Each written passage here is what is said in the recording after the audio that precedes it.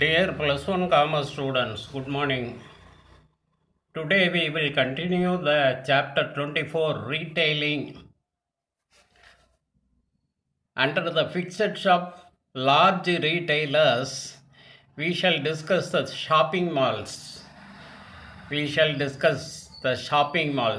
Today our topic is shopping malls. வணிக வளாகங்கள். உங்களுக்கு நல்லாவே தெரியும், ஷாப்பிங் மால்ஸுங்கிறது உங்கள் ஊர்லேயே கூட நீங்கள் பார்த்துருப்பீங்க.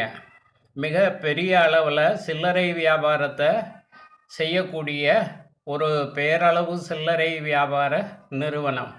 அடுக்குமாடி கட்டிடத்தில் இந்த ஷாப்பிங் மால் அமைக்கப்பட்டிருக்கும்.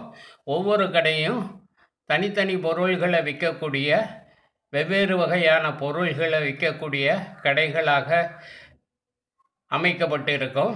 இங்கே நிறைய வசதிகள் இருக்கும். வாடிக்கையாளர்களுக்கு நிறைய வசதிகள் செய்து கொடுத்துருப்பாங்க. பொழுதுபோக்கு வசதிகளும் இங்கே கொடுக்கப்படுகிறது. Okay, we will discuss it. Shopping malls. Shopping malls are developed due to change in the departmental stores. In modern time, a shopping mall functions in a multi-story building. Many small to big shops are commenced under the separate ownership. Various types of branded goods of daily requirement and luxurious products are available. Modern facilities such as refreshment hall, entertainments for children's, Wi-Fi, auditorium are provided in shopping mall. For example, Forum in Chennai. நவீன காலத்திற்கு தகுந்தாற் போல வளர்ச்சி பெற்ற துறைவாரி பண்டக சாலைகளே வணிக வளாகங்கள் அப்படின்னு சொல்கிறோம். இந்த வணிக வளாகங்கள்ங்கிறது அடுக்குமாடி குடியிருப்பில் அமைக்கப்பட்டிருக்கும்.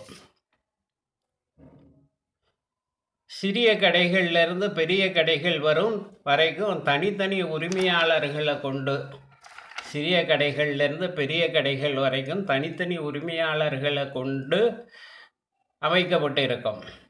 ஆடம்பர பொருள்கள் உட்பட அனைத்து வகையான பொருள்களும் இங்கே நம்ம வாங்கலாம்.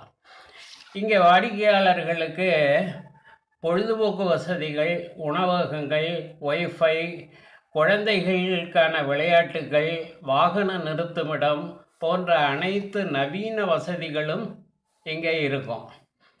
இந்த வணிக வளாகத்திற்கு எடுத்துக்காட்டு டிமார்ட்டை சொல்லலாம், ஃபாரம் சென்னையில் இருக்கு இல்லையா, அதை சொல்லலாம். Okay students, thank you.